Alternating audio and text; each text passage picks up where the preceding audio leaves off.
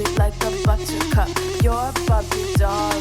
Show them all what I'm made of. Strut down the hall.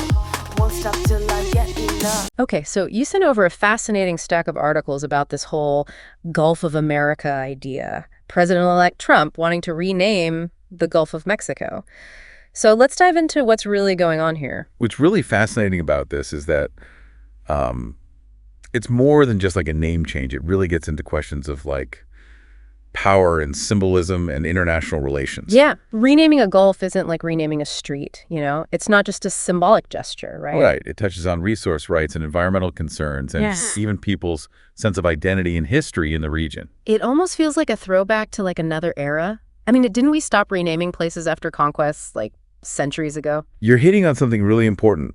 Throughout history, the names of seas and straits and even entire oceans have shifted due to power dynamics and exploration and changing cultural perspectives. What we call the Arabian Sea, for example, had a bunch of different names in the past. The Persian Sea, the Erythraean Sea, even the Indian Ocean. Oh, I never thought about it that way. It really highlights how maps and names are often intertwined with politics. And this Gulf of America situation is a prime example of that. So let's get into the specifics of this proposal. What do you think is motivating President-elect Trump to push for this name change? Well, it's crucial to understand the context. Trump is linking this directly to immigration, specifically the number of people crossing the U.S. southern border. So he's using the Gulf's name as leverage, making a statement. Precisely. He's implying U.S. dominance over the Gulf and tying it to his ongoing political agenda. He didn't mince words at that Mar-a-Lago press conference. He straight up said, it's appropriate, and Mexico has to stop allowing millions of people to pour into our country. Strong stuff. And that's where Representative Marjorie Taylor Greene enters the picture. She's a staunch Trump ally and has already stated she's ready to introduce legislation to make this name change official. Okay, so there's clear political will behind this. But can he actually do this? Is it even legal to just rename an entire Gulf? Legally, it's a bit complicated.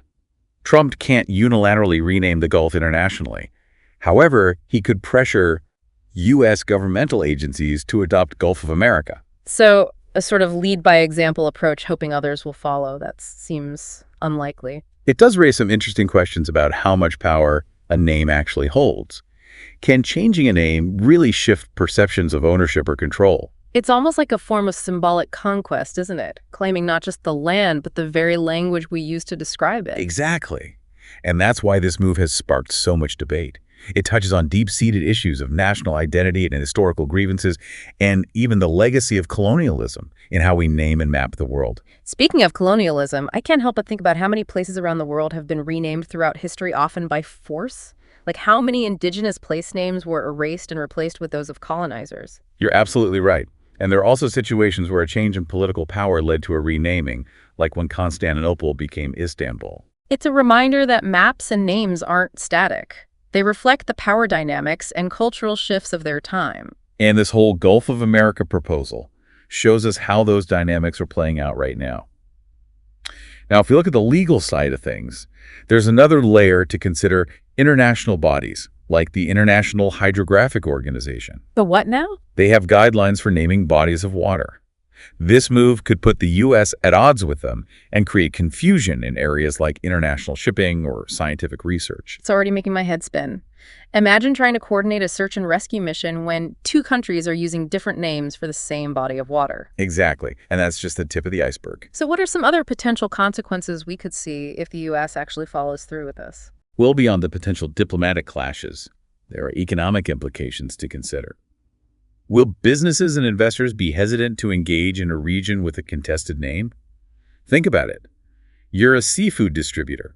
The Gulf produces nearly half of the U.S.'s seafood. If there's a diplomatic row over fishing rights because of the name change, that red snapper on your plate could get a lot more expensive. Whoa, I hadn't even thought about that. Suddenly this feels a lot more real. And it's not just seafood. The Gulf is a major hub for oil drilling and shipping routes and tourism. A name change could create like uncertainty and instability in all of those sectors. It's like you're saying this seemingly like symbolic act could have real tangible consequences for people's livelihoods. Absolutely. And then there's the potential for like diplomatic fallout. Will Mexico see this as a deliberate provocation? Could it escalate tensions between the two countries? I mean, their coastline along the Gulf is actually longer than the U.S. side, right? That's right. And it's worth noting that this isn't just a bilateral issue between the U.S. and Mexico. Other countries with interests in the Gulf region like Cuba could also be drawn into the dispute. So this could snowball into a much bigger international incident. It's certainly a possibility. And it all circles back to this question of who gets to decide what a place is called? Is it the country with the most political clout? The people who live there? History itself? It feels like we're wading into some pretty deep philosophical waters here. We are. And it's a debate that's been going on for centuries. Think about the Sea of Japan, for example.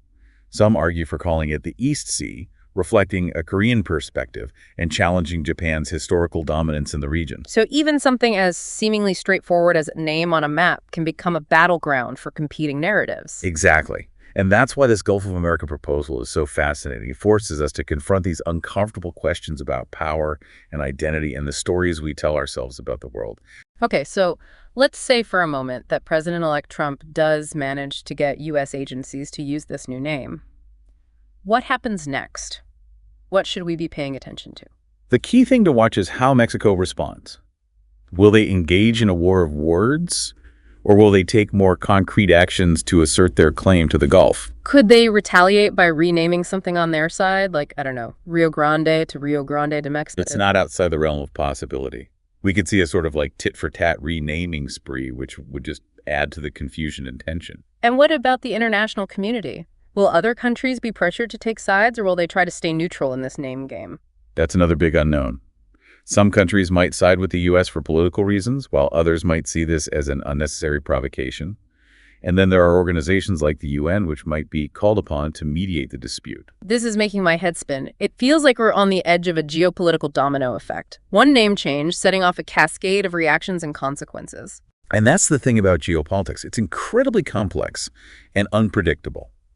Seemingly small actions can have major consequences, and it's often hard to predict how things will unfold. Okay, so we've talked about the potential fallout, but let's zoom out for a second. What does the Gulf of Mexico, as it's currently known, represent? What's at stake here beyond just the name itself? Well, for one thing, the Gulf is a shared space. Its coastline belongs to multiple nations, not just the U.S.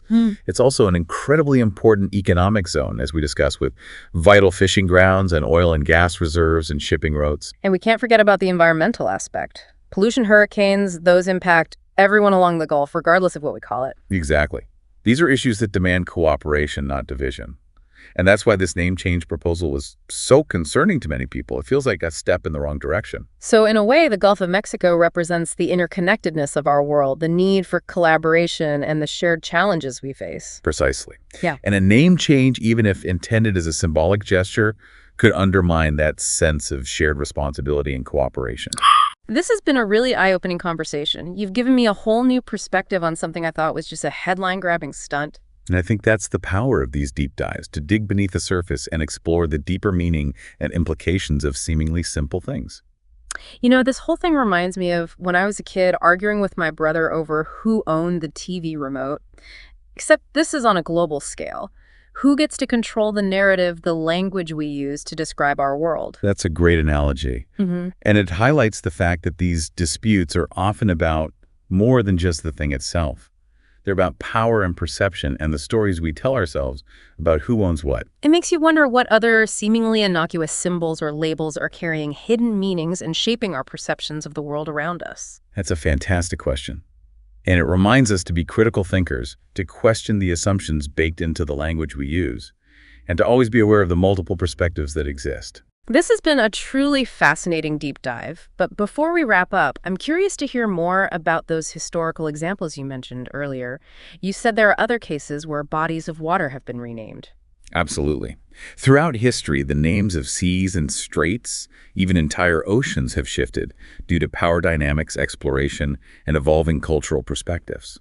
For example, what we now call the Arabian Sea was once known by various names depending on who you ask: the Persian Sea, the Erythraean Sea, even the Indian Ocean. Wow, so even something as vast as an ocean can be subject to these naming disputes. What else comes to mind? Absolutely. And often these name changes reflect broader shifts in global power. Take the Sea of Japan, for example. Some argue for calling it the East Sea, reflecting a Korean perspective and challenging Japan's historical dominance in the region. It's incredible how these names become battlegrounds for competing narratives and claims to history. Precisely.